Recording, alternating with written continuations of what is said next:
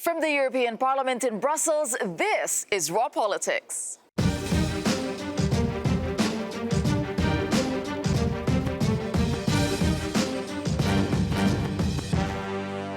Thank you for joining us tonight, and this is what we have for you on the program. Spitzenkandidat candidates for Commission President face off in a TV debate, but what are their real chances for Europe's top job? Enemies of Europe, EU Commissioner Pierre Moscovici strikes out at rising populism at a special Euronews event. Christchurch call, Emmanuel Macron and Jacinta Ardern unite world leaders and big tech in the fight against online extremism. Veggie discs, the EU's crackdown on meatless product names and the online backlash against it. And Win Salvini, Italy's deputy prime minister, launches a social media game show with himself as the prize.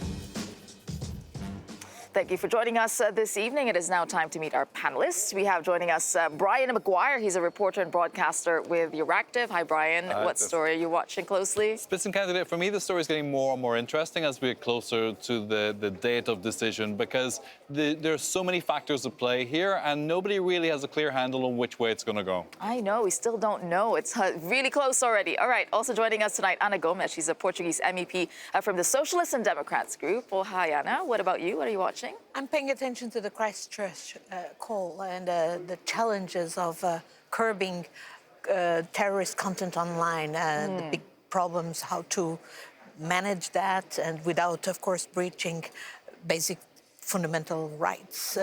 But at the same time, not in allowing these networks. And we absolutely need to break Facebook and its big digital platforms, as some of the founders of Facebook and world leaders have gathered in Paris for that. We absolutely need governance.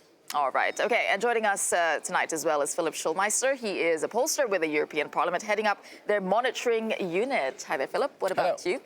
Well, for me, it's definitely also the Spitzenkandidat debate. Well, because I'm most interested actually in seeing whether they're going to hit the right topics that citizens are really interested in, what they want to hear about during this campaign. And since you've got the finger on the pulse, you will be able to tell us. All right, and that is exactly where we're beginning tonight. It is now just over a week until voting begins in the 2019 EU elections. Around 375 million Europeans will be able to cast their vote and have a say on the big issues facing Europe. And that includes migration, climate change, taxation, trade, and a whole lot more. Now, all those topics and more will be up for discussion in tonight's big debate between the candidates competing for the Commission presidency. The European broadcaster EBU will be hosting that debate right here in the European Parliament in Brussels. And you can catch a debate here on Euronews from 9 p.m. Brussels time. And let's take a look at who the candidates are. So first, we have Nico Couet from the European Left, Ska Keller from the European Greens, Frans Timmermans from the Party of European Socialists, Margrethe Vestager representing the Alliance of Liberals and Democrats for Europe, Manfred Weber for the European People's Party, and Jan Zahradil from the Alliance of Conservatives and Reformists in Europe. And our political editor, Darren McCaffrey, he was allowed to have a sneak peek, lucky him, inside the chamber where the debate will be happening, to speak to one of the moderators as well. So let's take a listen to what they've both been expecting tonight.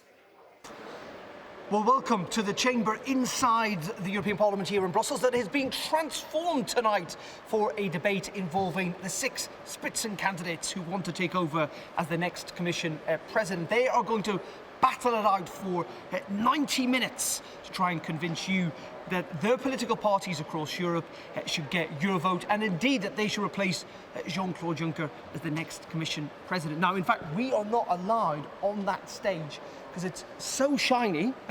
You have to wear special footwear to get on. But it is a big event with a very big screen. And tonight they're going to be talking about 3 topics: my future, what's in it for me, the environment, and our values and the world. Since this is one of the biggest and the only debate involving all 6 candidates that will take part during this election campaign. And one of the moderators is Marcus Price, who joins us here in the chamber. What are you hoping, first of all, to kind of get out of tonight? What's your main aim?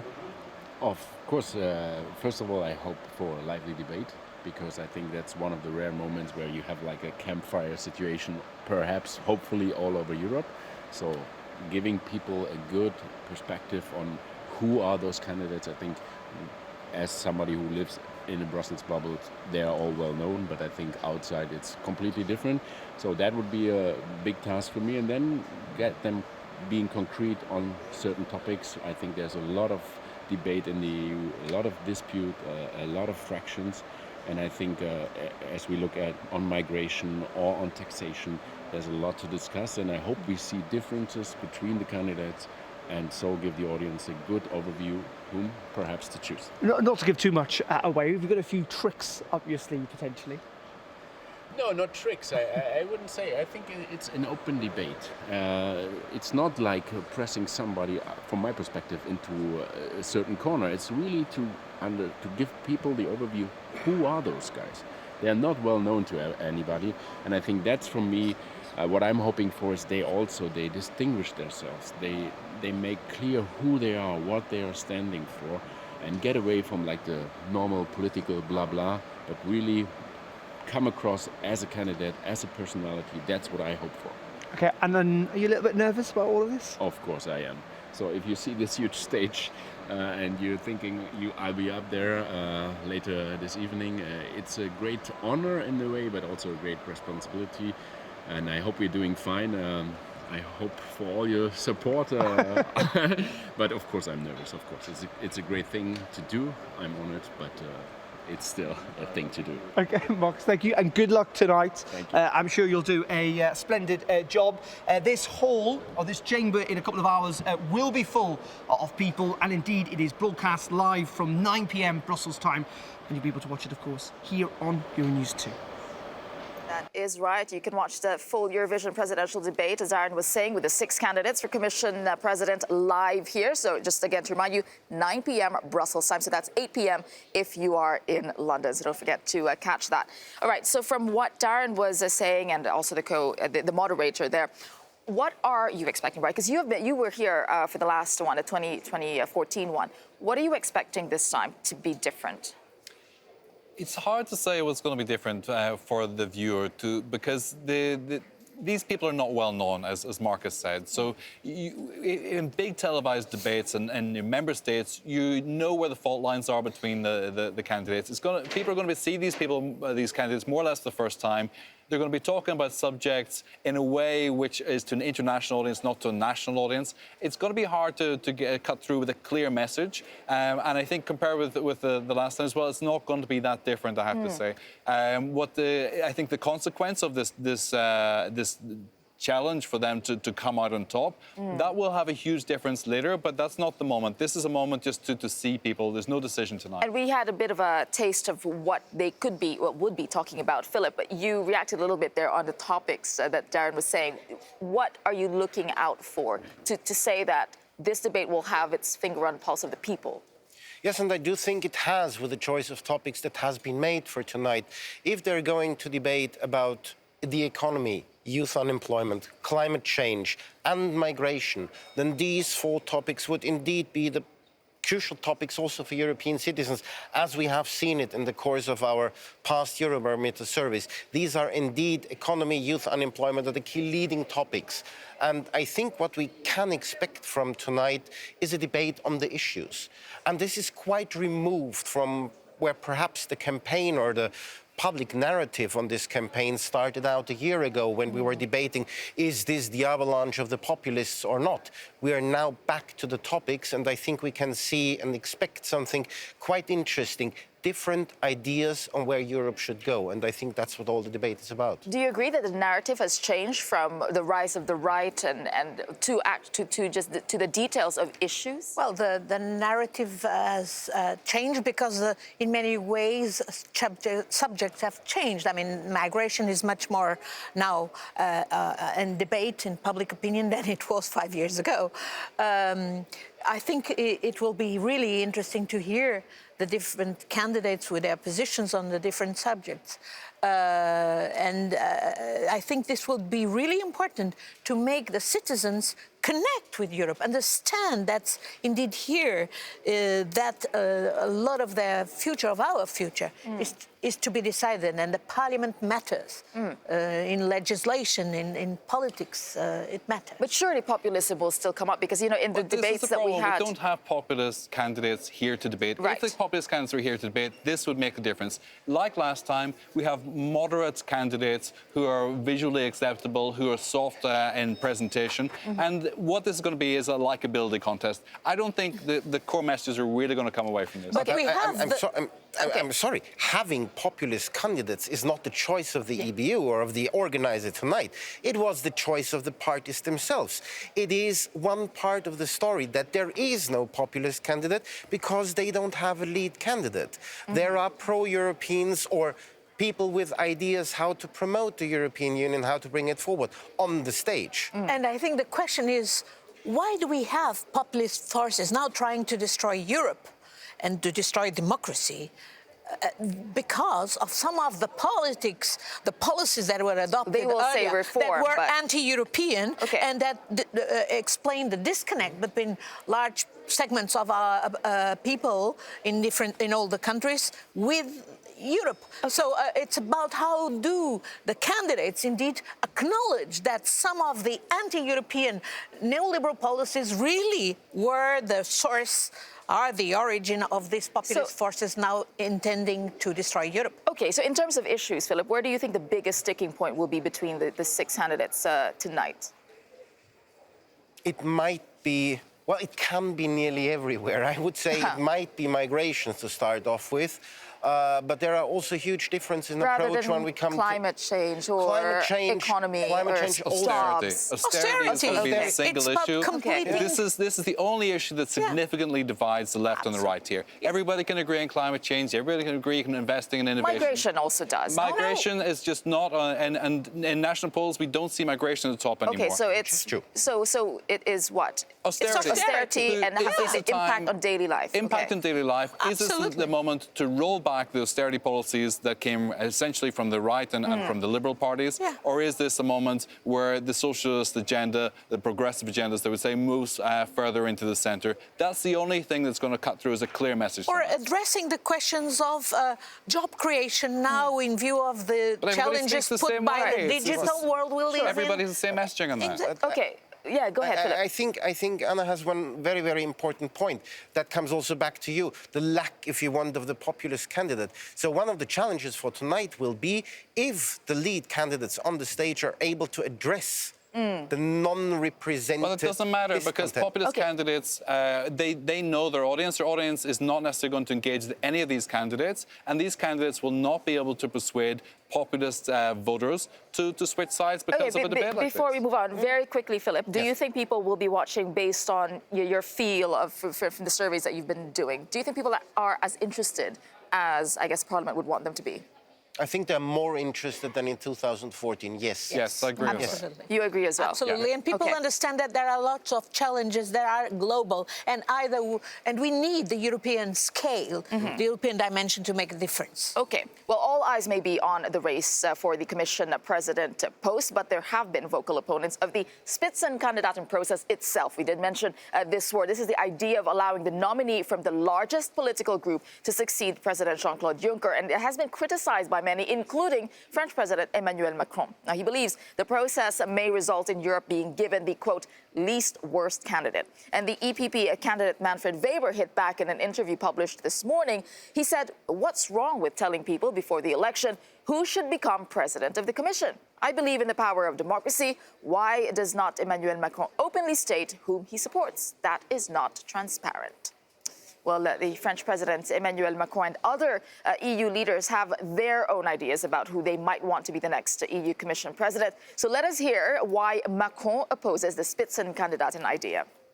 Mais je crois que nous devons en tout cas éviter le compromis sur le moins bon candidat, ce qui a parfois pu être le cas dans certaines situations. Nous devons prendre les meilleurs candidats possibles pour un projet européen fort et d'ambition. Et c'est ça ce que nous allons nous atteler à faire ensemble.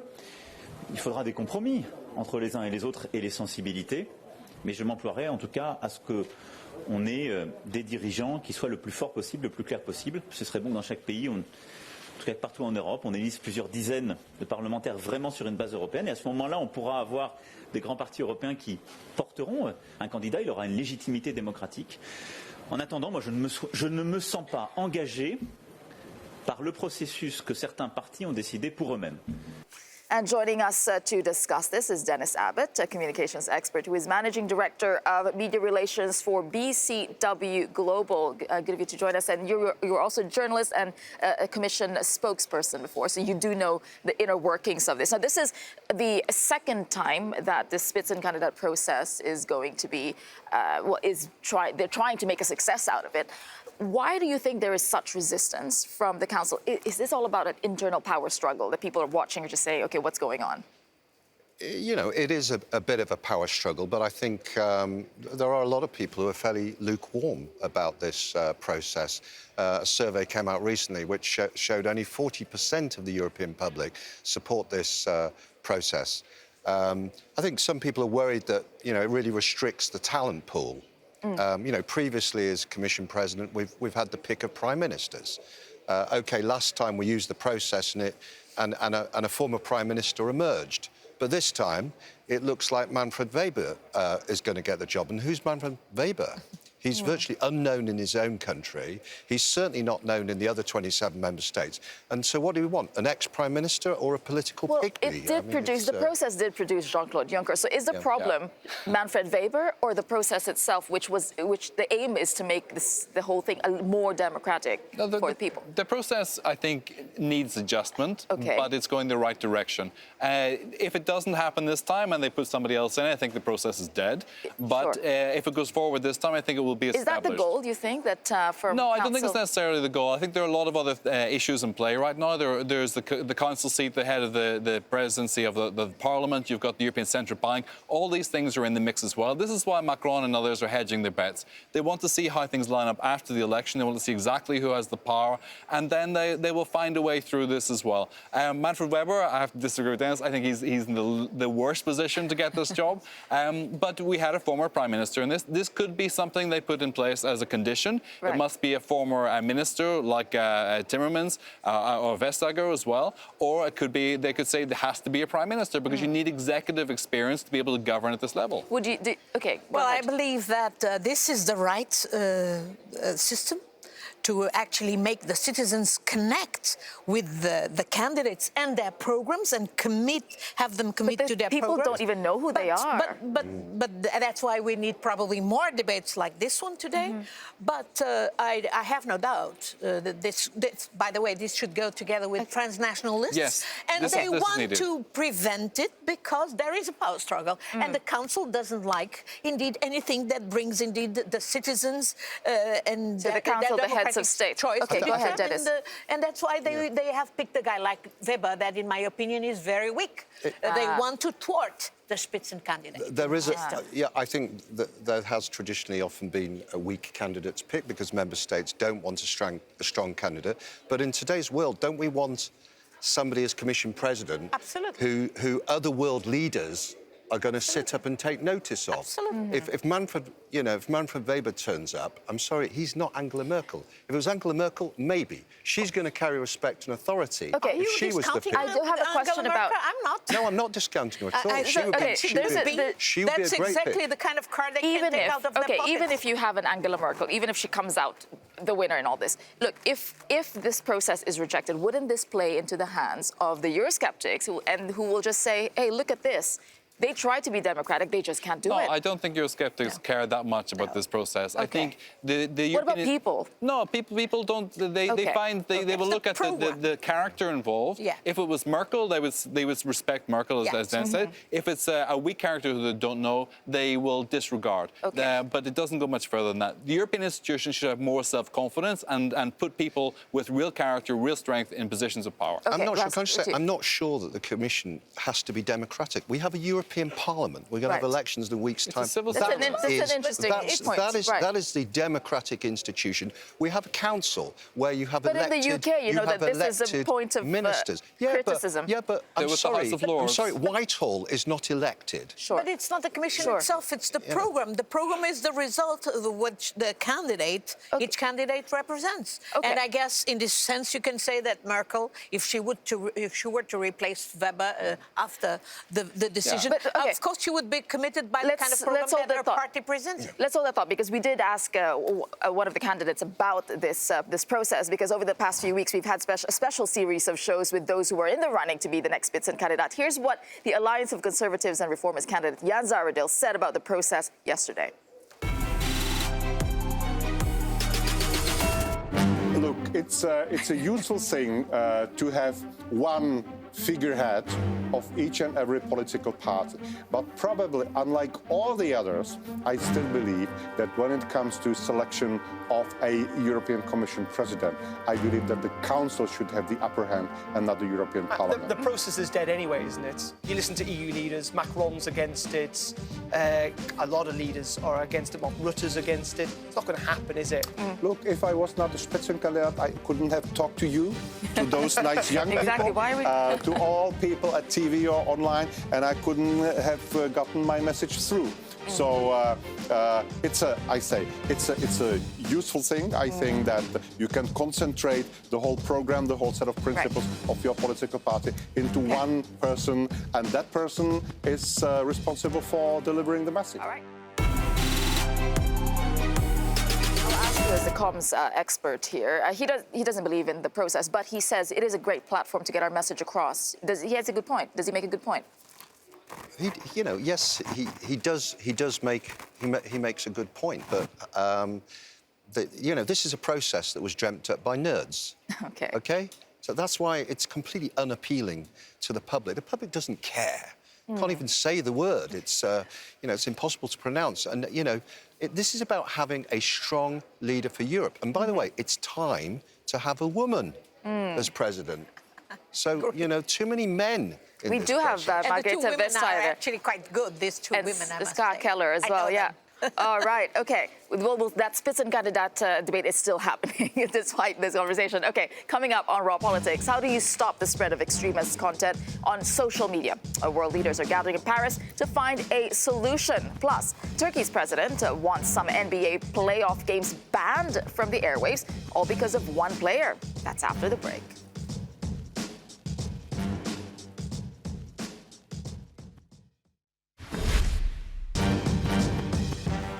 Welcome back to Raw Politics. Now, exactly 2 months ago, the eyes of the world turned to New Zealand as a lone gunman live-streamed his attack on two Christchurch mosques, and it killed 51 people. And now, a move to try and stop that from happening again.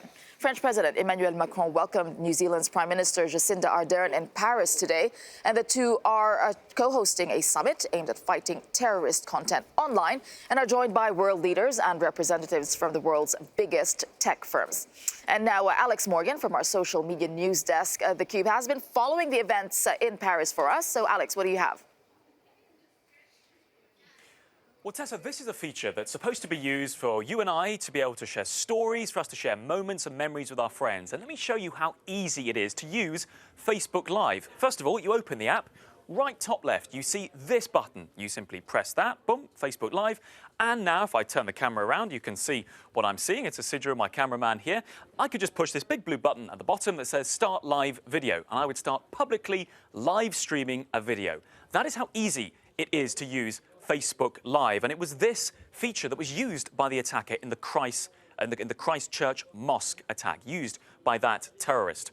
And it is this feature, particularly, that Jacinda Ardern, the Prime Minister of New Zealand, focused in on. In a piece in the New York Times, she wrote this: social media needs reform. She goes on to say, no one should be able to broadcast mass murder.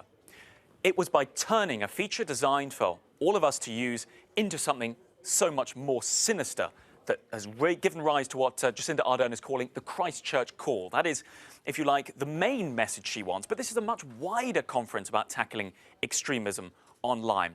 Let's just bring you up what Facebook have had to say, because, of course, after Christchurch, their live streaming platform has been under increased focus. Well, they've said now they're going to introduce a one-strike policy. That is, if anybody breaks the rules of Facebook on Facebook Live, even by simply sharing a video from a terrorist organisation without context, so even if it's not their video, say they're re-uploading it, they will be one strike, and then they will get this, restricted access. Now, that could be up to a 30-day ban, they say. The idea here is to clamp down on people breaking the rules and using Facebook Live to do it. They also say here, one of the difficulties, they said, was tracking down the re-uploads of the live stream from Christchurch. So they're investing €6.7 million into developing more advanced software with academics, with industry leaders, to detect footage that might have even been changed ever so slightly so that this kind of content, as in Christchurch, can't keep popping up again and again and again. So Facebook were under huge pressure. Jacinda Ardern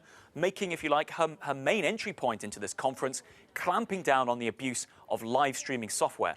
But look, just remember a few years ago, it was ISIS propaganda that was being manipulated. So there's a wider question here about how the internet companies are responding to the challenge. Adam Hadley here spoke to Jacinda Ardern yesterday. He works for a company called Tech Against Terrorism. This is what he had to say on that point. So smaller platforms present a real challenge in terms of, well, we need to outreach with these platforms, we need to upskill them, provide resources, but also an opportunity to understand more about how terrorists are using the internet and intervene accordingly. So the idea here, more needs to be done, not just on the big platforms, on the small ones too, Tessa. A big conference, a lot being discussed, and of course the Christchurch call, many leaders saying they're keen to answer it. All right, thanks for that, Alex. And here with us in the studio to discuss this is Jennifer Baker, a tech expert and founder of BrusselsGeek.com. And still with us, Ana Gomes, a Portuguese MEP from the Socialists and Democrats group, and Dennis Abbott, from a communications expert from BCW Global. All right, Jennifer, you were reacting to when Alex was explaining what was going on. You've covered big tech. First, is it easy to get them on board, and is this the right way to go about dealing with the problem? Well, we talk about big tech. I mean, let's be honest, just because you take someone off a platform, these people don't stop existing. And that's the first thing to say. So, I mean, this is a broader social problem, and focusing on the tech side of it, certainly it's relevant and it's useful, but it's not so much big tech, it's the smaller tech. The Christchurch killer, he was on this platform called 8chan, there's another one, there's 4chan, they're on Gab, they're on all these smaller sites. Reddit is a hotbed of extremism as well. And he posted 3 days before the attack, he posted a picture of his gun, he posted the magazine, and he posted his manifesto, and no one was monitoring it. And partly that's because there's been this very big focus online on Islamic terrorism, to the point that people have forgotten to look at... But can those places be monitored, actually? Yeah, they absolutely can be monitored. Okay. I mean, it's you get your police forces and your security agents to monitor them. They sign up for them and they watch what's going on in them. I mean, it can be done. So what's going on in Paris, is that the right way to go? I think that's a little bit too little too late. It's not really going to tackle the root cause of the problem. All right. I agree. It's a little too late. I cannot tell you off the cuff what is the solution, but definitely the solution requires exactly cooperation at the EU level, regulation, and do not rely on self-regulation by big tech. And it's not just about big tech, as you say, but it's also small tech companies. But the question is, we can't go on with this big tech who actually capture our own government. And, it's not only in the way they use and they misuse the technology, it's actually the fact that they don't pay taxes. It's simply not acceptable. We have to break them and we have to govern them. And, of course, this requires strong European cooperation and global cooperation. They are showing it. They are have this things detected and the content online be wiped out. So, Dennis, from a comms point of view, this is a good thing, or is it just a PR stunt? At the end of the day, if first of all, non-binding declaration will come out of this, non-binding already, it's toothless. So, what is this exercise? I think it's much more than a PR stunt, to be fair. I think Macron has showed. He's got a track record for taking on big tech. I don't agree, with Jennifer about this being a small tech issue. Facebook are right at the heart of this problem. They took ages, 24 hours, to take down the hideous broadcast in Christchurch. And I'm sorry, Mark Zuckerberg, I don't believe he could give a flying fig about the situation. He's interested in money and business. That's what matters. They're not bothered about public safety. They will say they are, but I'm sorry, you can't see the Zuckerberg evidence is not that they are. there. Can we say that? Can it even be a success without one of the biggest? He sent his minion Nick Clegg. That's how much importance he attaches to an event where you've got some of the biggest world leaders and one of the most serious episodes, which has been broadcast on Facebook. I'm sorry, it might have been recorded on small tech, but big tech have a huge responsibility. I think the question here we need to deal with is, what are we trying to actually address here? Are we addressing the fact that this was broadcast, or do we really want to address the online radicalization? Because that is not taking place openly on the big channels. What they're doing is they can advertise where they are, and then they send people to these smaller encrypted channels, and that is where the real radicalization is taking place. Not, people aren't going on to Facebook's public open profiles. Why not? But here it's actually broadcasting live and making propaganda of it. And I think in this respect, talking to the New Zealand Prime Minister, who actually acted admirably in face of this terrible terrorist attack, it's really important also for us in Europe to learn. And you're right, it's also paying attention, the police, the law enforcement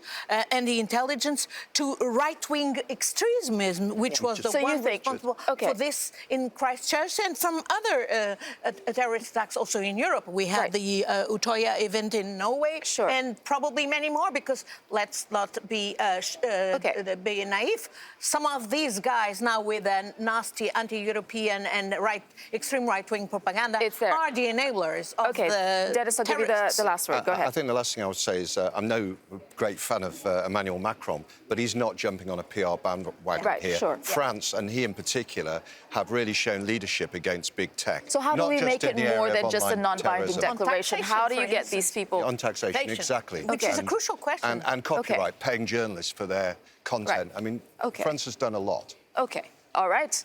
Let's leave it there. There's going to be, still a big story, and we're following. But now let's move on, because if you're a basketball fan, you know that NBA playoffs, they're on right now. But fans in Turkey, they'll be missing out on some of them, and perhaps the biggest game of all. It's all because of one player in Portland, Oregon. Let's take a look.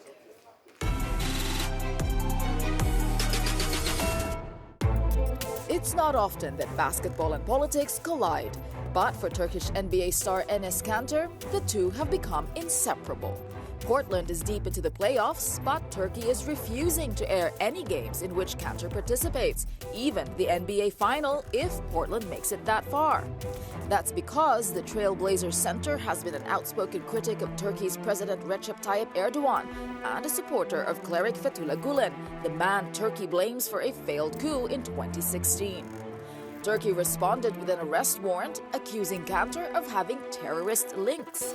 Kanter denies the claims and says he's so afraid he will be arrested or even killed, he's refused to travel outside of the United States. That's prompted one U.S. senator to call on Canada to protect the player if his team reaches the NBA Finals against Toronto. No response from Canada yet, but however this basketball drama plays out, it's the Turkish fans who may be crying foul.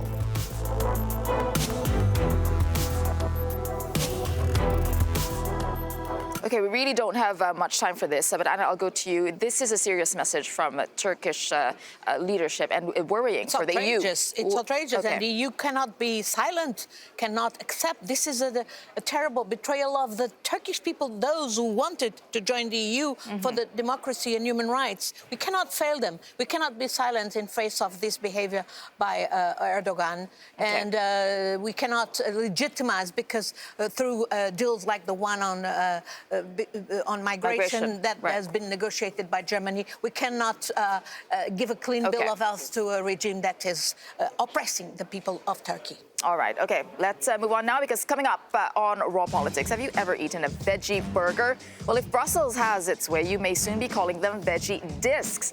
The backlash sparked by new food labeling proposals. That's after the break.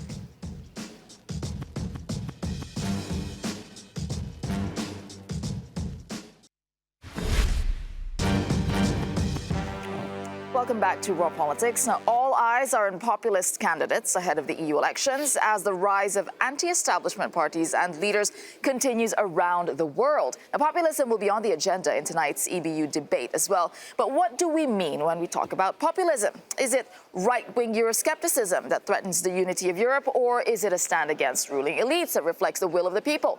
Well, that was the debate last night at a Euronews event called Europe Popular or Populist. Let's hear a flavor of that debate. For the first time since its creation, we've got enemies of Europe, people who want to destroy Europe. That's what populism is about. And if those populists unite, and if the pro-Europeans are divided, then we can be at a stalemate first, and then it would be the first step for the victory of the populists, whom we can call nationalists and extreme rightists. Le problème avec les populistes commence au moment où on va écouter leurs soi-disant recettes pour remédier à ces causes. Et là, ils font une erreur capitale, c'est de penser qu'on peut retourner dans l'histoire, que c'est un monde dans l'avenir qui sera basé sur les États-nations et pas sur des grands empires comme par exemple la Chine, l'Inde et la Russie. All right, joining us in the studio to discuss this is Mark Tarbella, a Belgian MEP from the Socialists and Democrats group. And we have William Dartmouth, a British MEP from the Europe for Freedom and Direct Democracy group, and Laura Shields, a communications expert and founder of Red Thread Communications. All right, I'll start with you, Laura, because as we were saying there earlier, what is a populist in this? Are we talking about far-right populists, far-left populists, anti-establishment? There's a lot of ways to describe populists, and we all just lump them into one word. How important is it to define what a populist is? Well, I think it's very important to define what it is, and I'm not going to claim to have the answer, to be honest, because I actually don't know, and I've had various debates with people about what it is. I think certainly there's a strong anti-establishment dimension, as in giving the people who are considered to be the historical elites and ruling parties a bloody nose, because in many countries there was a sense that nothing was really changing. I think you can have left-wing populism, you can have right-wing populism. I think that the things that define them, certainly from the perspective that I take, is that they are media savvy, they understand the power of emotional, simple messages, and they're very, very good at delivering sound bites. And as a result, they're able to get cut through in Europe because actually the EU is rules-based, technical, and quite slow to move. So they get the attention and the headlines. Yeah, they can get the attention very easily. And William, you have been called a populist yourself, and populism is such a big part now of the European debate that towards the election.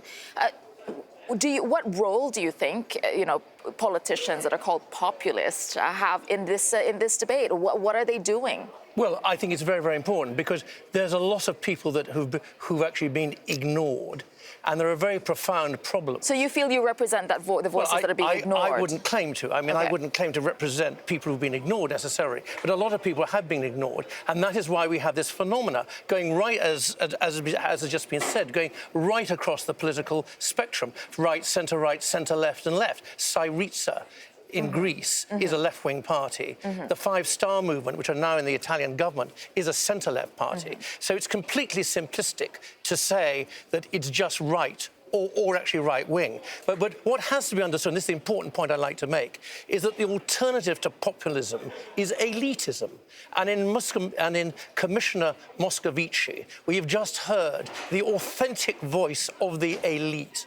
And it's not Europe the people are against. They are against the built-in, self-perpetuating nomenclature, the bureaucracy of the European Union, of which Mr. Moscovici is a very undistinguished is a very obvious representative. Now that's what needs to be understood. There are real problems that aren't being addressed. There are real people who are being ignored, and worse still, the elite are all calling them idiots. Idiots. You say the elite, but how many politicians are really not part of the elite? To be very honest, and who can claim to know exactly what the working class and the poor and everyone else who are unheard. Well, there'll be a turnover, there'll be a change in MEPs. Okay. I can say this because I'm not standing. Okay. There'll be a change of MEPs in the next election of between 60 and 65%. So there'll be a lot of new people, new MEPs coming in who will be better connected. I mean, for example, the French socialists. Let me ask Mark to jump in as a socialist. Yeah, as a socialist, as you were saying, there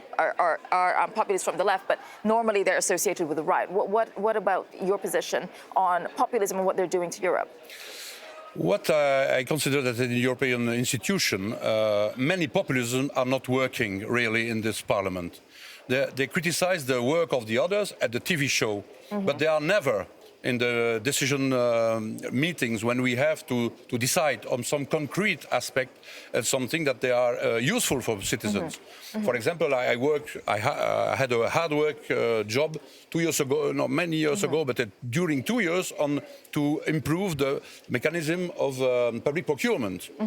But the populists, as Salvini, they are not in the meeting today. They criticize our job at the end of the process in the plenary, but they are not in the not involved in the committees.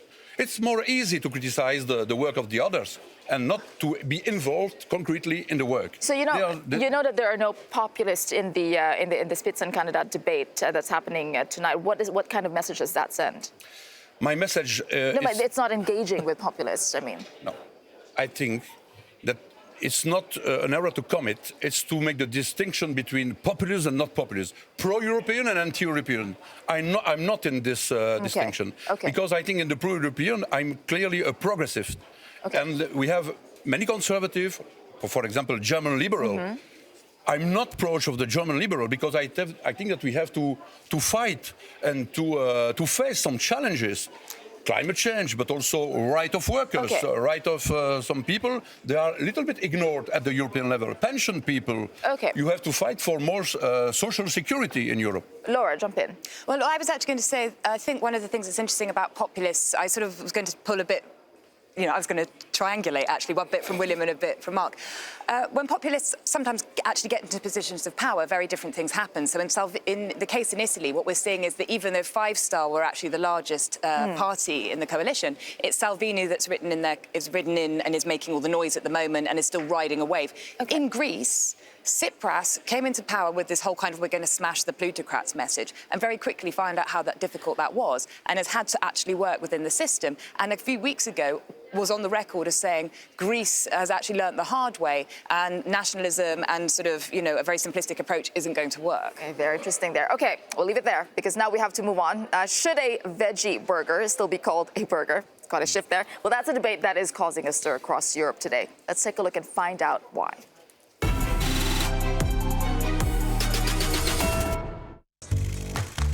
The veggie burger, a popular meal choice for those who don't eat meat as well as those who do. Sweeping to fame in recent years, the demand for meat-free food like this has soared. Better for the environment and, some say, better for your health. Companies are striving to capitalize on the age of meatless meat. But with more and more plant-based alternatives on the market, some MEPs here are worried similar labels might mean we're unable to tell the difference. That's why they're pushing for new food labeling rules that would see veggie burgers and sausages rebranded as veggie discs and tubes. But vegans are striking back. A petition against the changes gained some 10,000 signatures in a single day, with critics arguing there's just no evidence to suggest consumer confusion. So, have Europe's politicians bitten off more than they can chew? Okay, we don't have much time for this, but simple question. Is this necessary, really? I think that it's an error I'm against the name veggie burger. Why? Because burger is cheese. It's meat. Sorry, it's meat. Who says? As soya. Soya is not milk, it's a juice. And I think that milk is from animal origin. And I think that we have to inform correctly the consumer and not to try But no one who sees the word veggie burger would think that the burger is meat. Veggie product, veggie what else, but not burger. Burger, it means meat. Who says? No, seriously, who says? Who decided back in the mists of time that it had to be written in stone tablets that it was a burger was made of meat? I'm vegetarian, so I want to know how this is protecting me and how it's protecting meat eaters like William. Now, I hate the bendy bananas story, right? This is going to become a trope. But how is this protecting anybody? We have to give a correct information to consumer, to people. Sure. As a few years ago, we fight for not the soya milk. Okay. It's not correct. I think the soya juice, okay. Okay. And I think it's the same for burger. Burger is meat. I think this is going to come up. This is going to come up again. All right, but we've run out of time, unfortunately. But it will come up again because the Parliament is going to vote for it after the elections. In fact, okay. Coming up on the program, your chance to call in and tell us what you think about tonight's presidential debate. A special hour-long Your Call is coming up at 10:30 p.m. Brussels time. The contact information is all on your screen. So, as usual, you can call us for free at 00800 3333 7002 and get in on the debate using hashtag #RawPolitics, and our lines will be opening towards the end of that debate.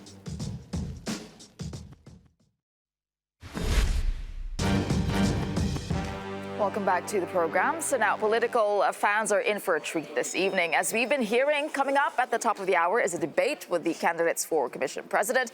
And then immediately afterwards, we have a special edition of Your Call. And in this one-off show, it is your chance to react to what you heard from the candidates for Europe's top job. So what did you like? You know, what got you wound up? Did any of the hopefuls win your vote? And here's how to get in touch. As always, you can call us for free at 00800 3333 7002. You can tweet or go on social media and use the hashtag #RawPolitics. You can also write to us. The address is rawpol@euronews.com. Or get on Skype and look for us there. Just look for Raw Politics.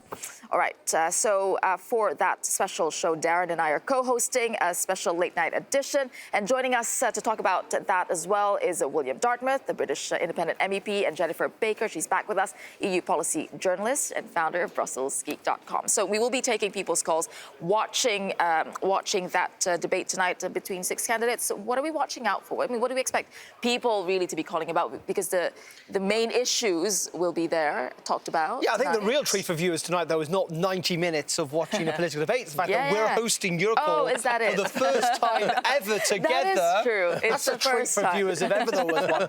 But you're right, actually, looking at this 90-minute debate, which we broadcast live here on Euronews in a couple of minutes, My Europe, what's in it for me is one of the talking points. The environment and our values and the world, which in lots of ways, apart from the environment, they're quite these broad strokes of kind of, well, they could almost be anything.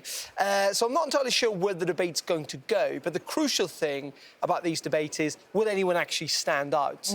But more importantly, even if they do, will it actually make any difference to how people vote or not? Yeah, what are you watching out for tonight, William? Well, I think these debates are actually one of these things that if somebody does really well, it's not going to make very much difference. But if somebody makes some terrible faux pas, which is very easy for a politician to do on on TV, they'll then be held below the waterline. Yeah. And Jennifer, what do you want people to call in about? Oh, I want them to call in and say who they think really screwed up, because that'll be amusing. And, you know, part of the fun of these political sort of showings and this kind of three-ring circus thing that we all like to watch is when someone slips up and says something they didn't mean to say. I think because the topics are so broad, the so-called winner will be the person who manages to steer it into their own particular niche area. So I'll be watching out to see who can do that. So do call in, watch a debate and do call in. Yeah, I think we also want to know whether actually, having seen what you just saw, whether that potentially has changed your vote. Yeah, exactly, if you were convinced. All right, so when that debate winds up, don't go to bed, because we will be standing by to hear your reactions. So do get in touch, call in. That's on Your Call immediately after the debate, the Eurovision debate, at 10:30 p.m. Brussels time, only here on Euronews. And one last reminder of how to get in touch. There you go, on your screen. Call us for free at 00800 3333 7002. Tweet using the hashtag #RawPolitics or go on Facebook. Send us an email, rawpol@euronews.com, and look for us on Skype as well. Okay, now ahead of election time, all politicians are looking to grab, some attention, people's attention. But Italy's Matteo Salvini, he's found a very unique way. Take a look at tonight's Raw Moment.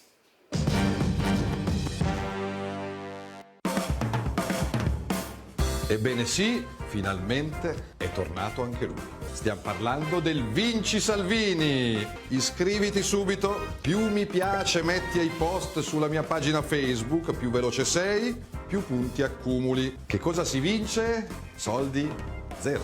Ogni giorno un post con la tua foto che diffonderemo ai 6 milioni di amici e addirittura per i più fortunati addirittura una chiacchierata al telefono con me. Pensa a te che premio incredibile. Attenti però, non è sufficiente, con i vincitori delle classifiche settimanali ci incontriamo di persona proprio come hanno avuto l'immensa fortuna di vincere Federico, Lorella, Rita e Rosario. Aiutaci a diffondere la nostra idea di Italia, di Europa e di futuro. Prima l'Italia.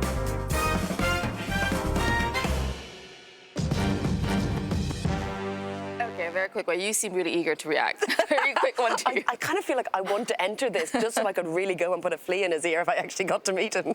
Yeah, I'm not sure winning a telephone conversation is the greatest prize in the world, but it is extraordinary, actually, how successful politicians, and it must be said populist politicians, whether it be him or Trump or Farage, very good at using these devices and actually making campaigns about themselves. And people talk about them in the end. That's the goal, right? Okay, as we said, we would love to hear your views, so do get in touch. Use the hashtag #RawPolitics. So after the Eurovision debate, we will be back with your call. So do get in touch and call in. So the debate is up next. Stay tuned on Euronews.